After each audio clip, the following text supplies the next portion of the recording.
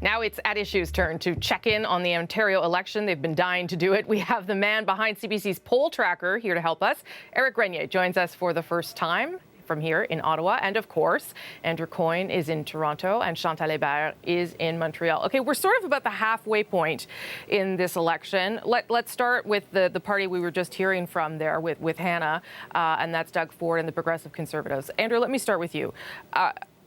It seemed like this was their election to lose at one point, and I'm not saying things have changed, that winning is out of the realm of possibility here at all, but how would you say they have been doing so far as we hit this midway point? Not well, and partly that's a result of setting up those expectations. It isn't just that everybody expected them to be the runaway winners. You had Doug Ford at one point saying they were going to win the largest majority in the history of Ontario. So that's, you know, most people would say in politics, you want to under-promise and over-deliver. In the course of the campaign, he has been weak, I think, has looked uncertain and unclear on issues. They've had this back and forth about whether they're going to release their platform or not. Their numbers don't appear to add up. They don't seem to care that much that they don't add up. So I think a mixture of overconfidence and the weakness of the performance of the leader, plus, you know, things from the Liberal war room that have thrown them off stride. So yeah, they've come down probably 4 or 5 points since the beginning of the campaign. I don't think you would say they were very happy. They shouldn't be very happy with the course of the campaign so far. And I wondered, Chantal, and this may be naive of me, but I wondered whether it was because Doug Ford isn't being really Doug Ford. And I guess there was an attempt to try and contain him to some extent, but it's almost like you can't even see him now. I'm not sure what Doug Ford being Doug Ford would be, and I'm guessing a lot of voters are feeling unease over that. The fact is that if you're going to go in the campaign as the front runner, it's a really tough spot to be in, and if you're also the new face, you should go in the campaign knowing that people will be kicking the tires on you, because especially since you've advertised that you'll have the largest majority in Ontario history, so you're presumably the premier, the incoming premier. Sure. And I don't think that the game plan of the Conservatives to date lived up to that necessity. I'm not sure anyone really knows what the game plan is either at this stage. If there is one. Yeah. Eric, give us your assessment of sort of where they started and where they are at now in terms of the polls and the analysis you've been doing.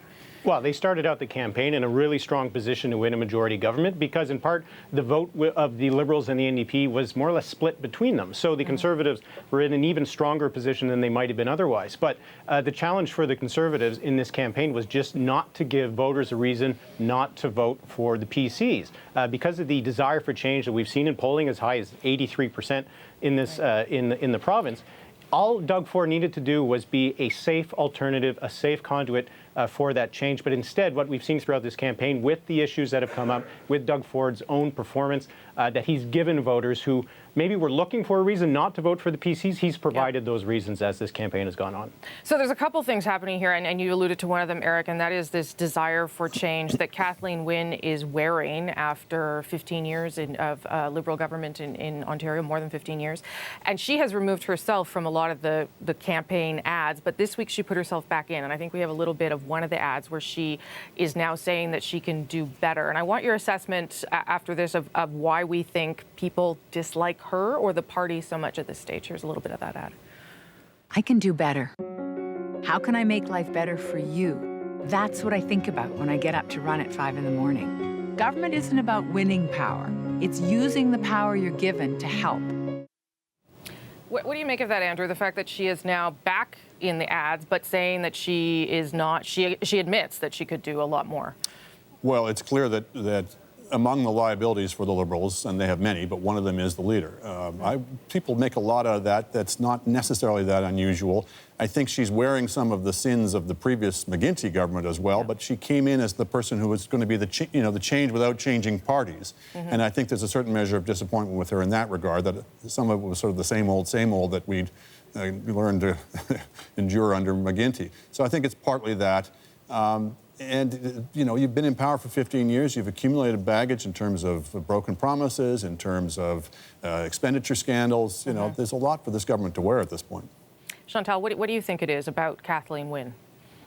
At this point, that she, but also her party, have lost their audience. I think it would take a lot more than I Can Do Better to get that back. She is saying all kinds of things. The government, as the incumbent government, has had a lot of time to try to put things in the frame that would make the party look better.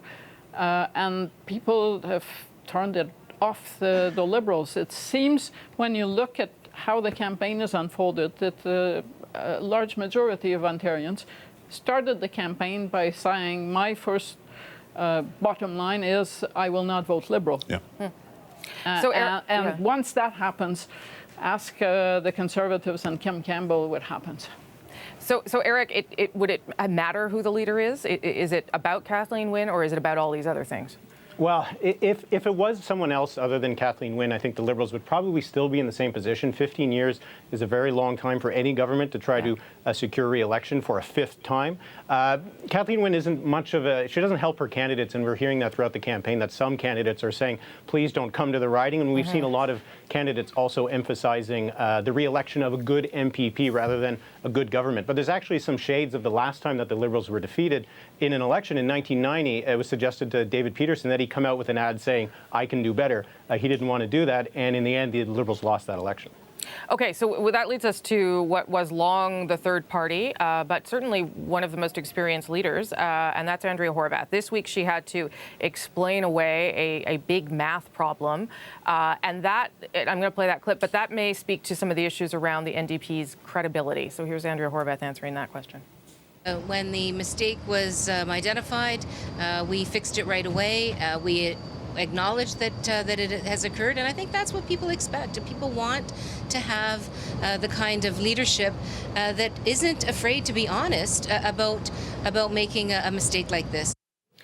Chantal, what did you make of that, the admission of the mistake, and then whether that's enough for people to overcome their uncertainty around a party that hasn't governed under her and hasn't governed in quite some time?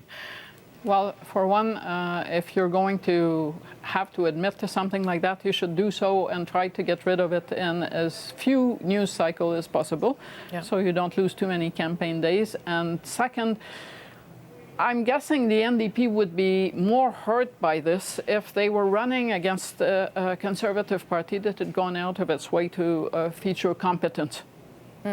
That hasn't happened. And I'll bring you back to Brian Mulroney saying during the Charlottetown referendum, when we asked him, wasn't he sinking the Accord because he was the champion of it? And his answer was, Mother Teresa, sadly, was not available.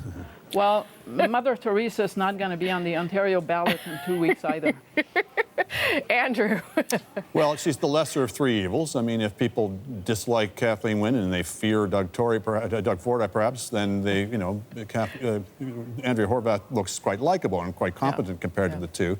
I think there's been sort of two stages of this campaign. Chantal alluded to, at first people just wanted to register, they wanted to get rid of the Liberals. As time has gone on, as it was clear the Tories were way out in front, as it was clear that the Liberals were falling behind the NDP, then it became who can stop the Tories, and the NDP has emerged as that party. To come back to something Chantal alluded to again, if the Tories had chosen Christine Elliott as their leader, this election would have been over already. But Ford has given them their opening, and that has created the opportunity for Andrea Horwath and the NDP. And this is, as Eric and I were talking about when we got coffee earlier today or yesterday, this is all about the big mo, the momentum and who's got it at this stage. Yeah, and the NDP certainly has it. Every single poll that we've seen in this campaign has shown the NDP better than they were in the previous poll. The question is whether the New Democrats are going to eventually run up against the ceiling. The problem is we don't really know what that ceiling is, because in the past we might have been able to estimate what the Liberal or the PC ceiling would have been just by looking at the history. But for the New Democrats, a lot of people might end up voting for this party that haven't done it in decades or ever. And we don't really know who these people are, where they will be, and if they'll actually turn out to vote. And that'll be one of the big factors in this campaign, because the New Democrats are doing well among younger voters, and the PC is doing well among older voters. Older voters tend to vote more than younger voters. How many days left, Eric? It's June 7th, so we're still talking about a little bit less than 2 weeks. Okay, and we've got a debate on Sunday, and Eric and I will be hosting that as well, so you can watch us there. Thank you, everybody. Good to see you. Thanks for joining us, Eric. Good news, if you ever want more of us talking politics, who wouldn't? At Issue is also a podcast. You get extra content and, of course, what we talked about here in podcast form every week. This week, we are going to talk Aecon on the podcast, the Canadian construction giant, supposed to be taken over by a Chinese company. Not happening, says the federal government. Look for the podcast on iTunes, any podcast app, on our website, cbcnews.ca/thenational.